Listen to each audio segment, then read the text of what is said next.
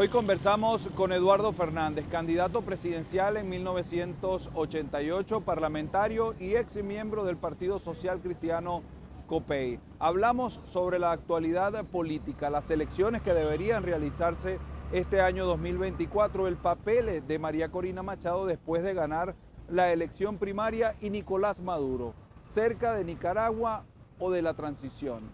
Doctor, bienvenido a BPI TV. Muchas gracias. Electoral. Queríamos comenzar consultándole dónde estamos en este momento, dónde está Venezuela en este momento, cuando se hicieron unas primarias del lado de un sector de la oposición, hay unos acuerdos firmados que se han venido respetando según una de las partes firmantes del acuerdo, excarcelan personas, llevan personas detenidas. ¿Dónde está el país en este momento? El país está en una situación extremadamente crítica, con una crisis política muy seria. Eso, los presos políticos, los inhabilitados políticos, los exilados políticos, los partidos políticos intervenidos, etc. Una crisis económica muy aguda, con inflación y recesión. Una crisis social. El crecimiento de la pobreza y de la pobreza extrema es escandaloso. Una crisis de servicios públicos, los servicios públicos no están funcionando, y una crisis moral, porque la corrupción ha alcanzado niveles escandalosos. Hay una buena noticia. Este año, por mandato de la Constitución, tenemos elecciones. Es la oportunidad para los venezolanos de cambiar al gobierno, de cambiar al presidente, de tener un gobierno nuevo, un gobierno distinto, que acometa con la fuerza de su legitimidad la solución de los problemas del país. ¿Cree que se van a realizar esas elecciones? Yo espero, desde luego, que es necesario, es absolutamente necesario. Nosotros estamos convencidos de que la ruta para el cambio es la ruta electoral. El cambio debe ser pacífico, democrático, constitucional, electoral. Eso es lo que queremos los venezolanos. La mayoría abrumadora de los venezolanos desea un nuevo gobierno, un nuevo presidente, un cambio fundamental para vivir mejor, para lograr el bienestar de la familia venezolana.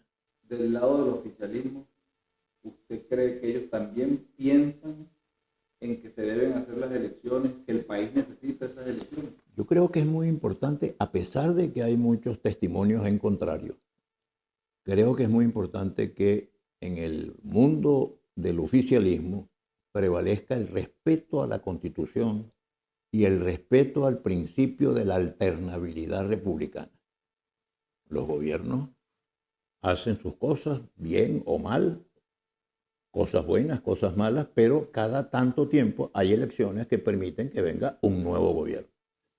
Estos señores están enquistados en el poder desde hace ya casi un cuarto de siglo, y la alternabilidad republicana es conveniente para todos los venezolanos, incluso para los que están en el gobierno, que les convendría pasarse un tiempo en la oposición refrescando sus puntos de vista, analizando por qué incurrieron en tantos errores, viendo a ver cómo pueden servir desde la oposición al interés general de la nación.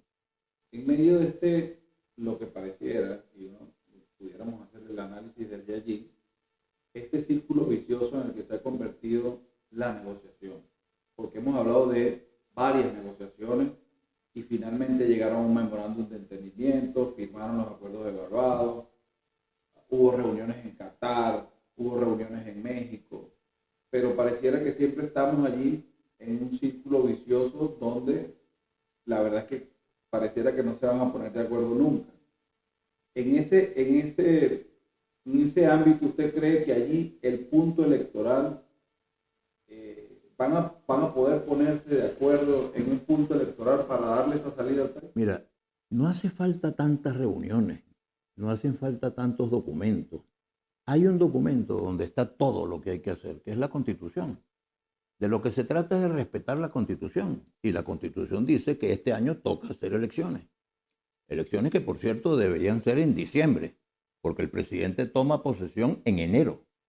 Y no es bueno que el país tenga dos presidentes, uno en ejercicio y uno electo, sino que en diciembre se hacen las elecciones y en enero toma posesión el nuevo presidente.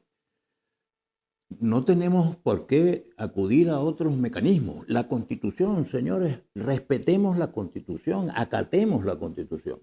La Constitución prohíbe, por ejemplo, las inhabilitaciones, prohíbe los presos políticos, prohíbe las torturas, prohíbe los secuestros de personalidades, el exilio. No, nada de eso está en la Constitución.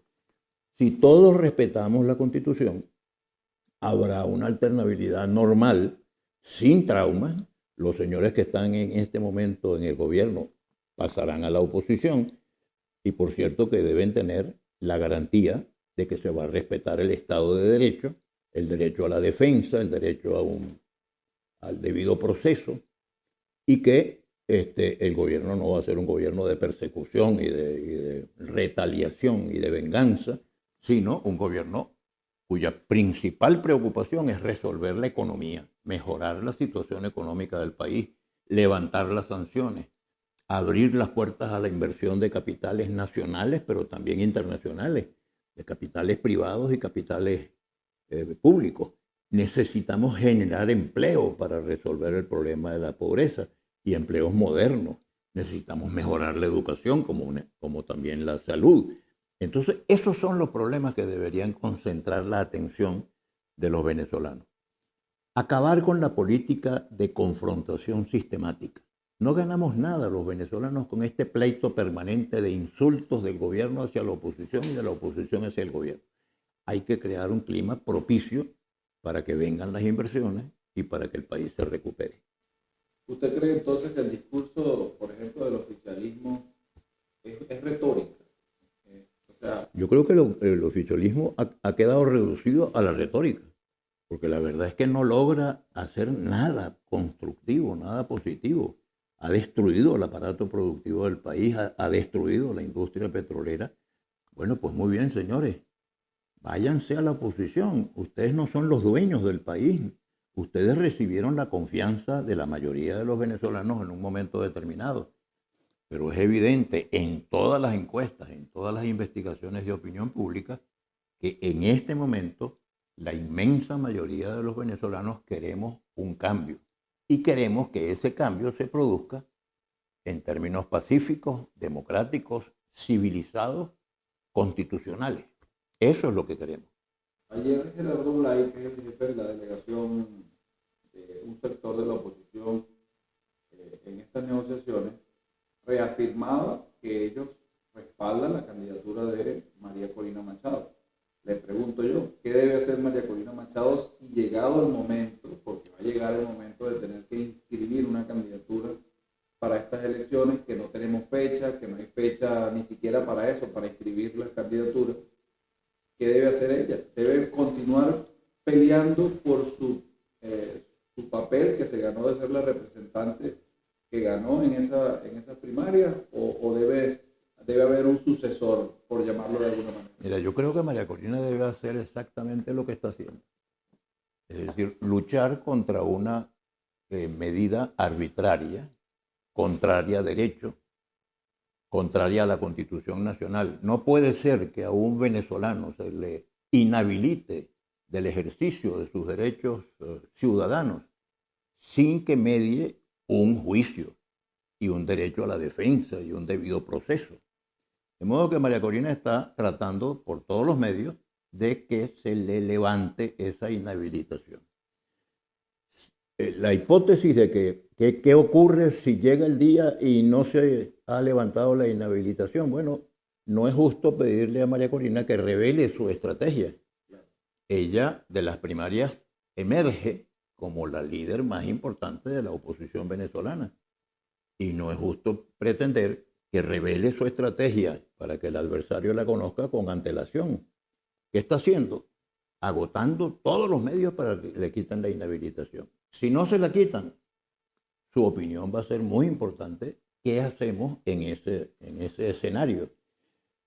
Pero creo que lo más importante es que existe en Venezuela una voluntad de cambio abrumadoramente mayoritaria. Y esa voluntad de cambio se canalizará en dirección a lograr que el cambio se haga efectivo. La comunidad internacional, que se habla mucho de esa presión desde el exterior hacia los interiores de Venezuela, ¿qué debe hacer llegado ese momento? Sobre todo el camino para llegar allá, que creo que no va a ser fácil. La comunidad internacional debe insistir en que se cumpla la Constitución. El documento más importante, no hay ningún otro documento que sustituya a la Constitución. Respetemos la Constitución y respetemos la primacía de la Constitución, que es la ley de leyes.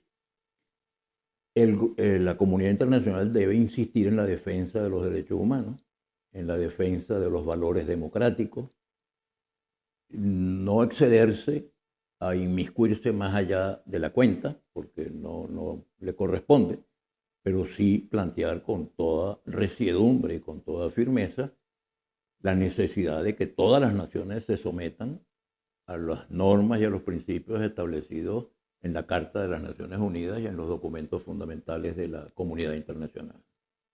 Fíjense que hay un escenario que llena de muchos temor, digamos, los que vamos haciéndole seguimiento a la política, ¿no? en el país. Y esta semana, o digamos, la semana pasada, se expulsa del país a los miembros de las Naciones Unidas para la oficina del Alto Comisionado para los Derechos Humanos. Salen del país, le dan 72 horas, salen expulsados. Y en 2018, si mal no recuerdo, Daniel Ortega hizo lo mismo en su país, en Nicaragua. Ese escenario, Nicaragua, lo tenemos allí como a la puerta del país. ¿Usted cree que el gobierno de Maduro, la administración Maduro, se atreva a radicalizarse tanto como Daniel Ortega en Nicaragua? Me parece que sería un error gravísimo. Es un peligro que tenemos por delante. La tendencia a tomar al señor Ortega, que es un dictador absolutamente no recomendable por ningún concepto, como modelo, como profesor, como guía. Yo creo que lo que debe hacer el gobierno venezolano es ajustarse a la conducta más democrática posible. Ortega es un dictador, como lo es el régimen cubano y el régimen nicaragüense. Esos no son los modelos. Los modelos, en todo caso, podrían ser gobiernos de formación socialdemócrata que respetan la Constitución, respetan las leyes y respetan la alternabilidad. Ahí está el caso del Brasil, por ejemplo. El señor Lula fue presidente de Brasil, salió de la presidencia y estuvo incluso preso.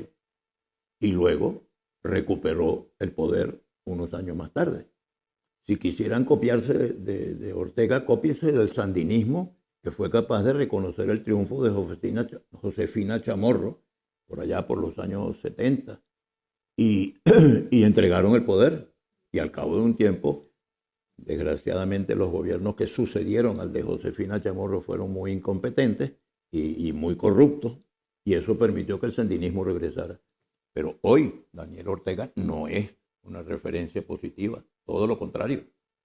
Por tanto, lo que tiene que hacer, lo que yo le recomendaría respetuosamente a los señores que están en el gobierno, es que no le pidan consejos a Ortega ni al régimen cubano, pídanle consejos a la Constitución Nacional Venezolana, redactada por la Revolución Bolivariana Triunfante. Esta es la Constitución de 1998, es la Constitución de ellos, que es la Constitución de todos los venezolanos. Acepten el principio de la alternabilidad republicana y tengan la seguridad de que cuando vayan a la oposición van a estar amparados por el Estado de Derecho venezolano. Con todo ese escenario, por ejemplo, hoy está de visita el canciller ruso acá a Venezuela. ¿Estamos más cerca de otras situaciones o de otros países donde ocurren cosas como la muerte de Navalny o lo que pasa en Irán, donde los derechos humanos, digamos, son menoscabados? ¿Estamos más cerca de eso que de... Yo creo que el primer deber del próximo gobierno es reinsertar a Venezuela en la comunidad de las naciones. Para eso no tiene que romper relaciones con nadie, sino que restablecer relaciones con los países que tradicionalmente han sido amigos de Venezuela y que además respetan la democracia. Nosotros somos una nación comprometida en la Constitución y en la tradición venezolana desde hace muchos años con los valores democráticos, con el respeto a la dignidad de la persona humana, con la justicia social, con la promoción de la economía, con el desarrollo de la educación y de la salud. Eso tiene mejores ejemplos en el mundo occidental que en esos países que usted acaba de mencionar. A mí me parece que es importante que Venezuela regrese al respeto a la Constitución y a los valores democráticos. La sociedad venezolana, este año le toca votar si se realizan las elecciones.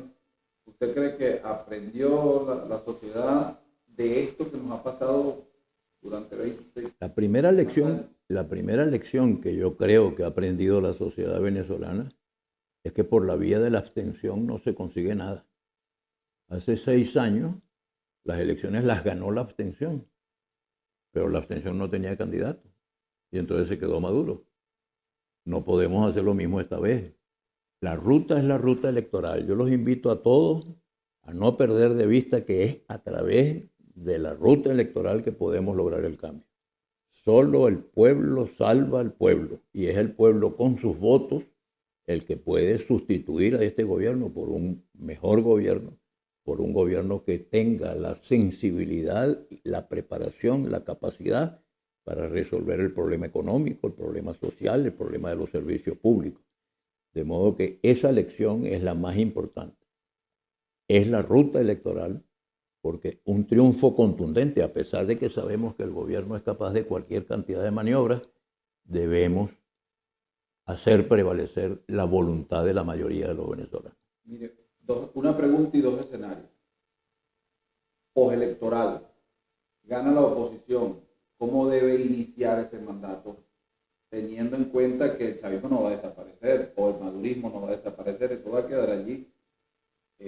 ¿Cómo sería esa gobernabilidad postelectoral? Y el otro escenario, bueno, si gana el oficialismo. Lo primero es dar por cancelada la dialéctica de la confrontación. Para que una sociedad progrese debe promoverse una política de consensos, de acuerdo. La Constitución de 1961 duró 40 años porque fue el resultado de un gran acuerdo nacional, porque estuvo firmada por Rómulo Betancourt y Rafael Caldera y Jovito Villalba, pero también por Gustavo Machado, que era el jefe del Partido Comunista, y Luis Miquilena y José Vicente Rangel. Hace falta sustituir la política de la confrontación que nos ha hecho perder los primeros 25 años de este siglo por una política de acuerdo, de entendimiento para resolver los problemas. Lo segundo, tener clara la agenda. Hay que reactivar la economía.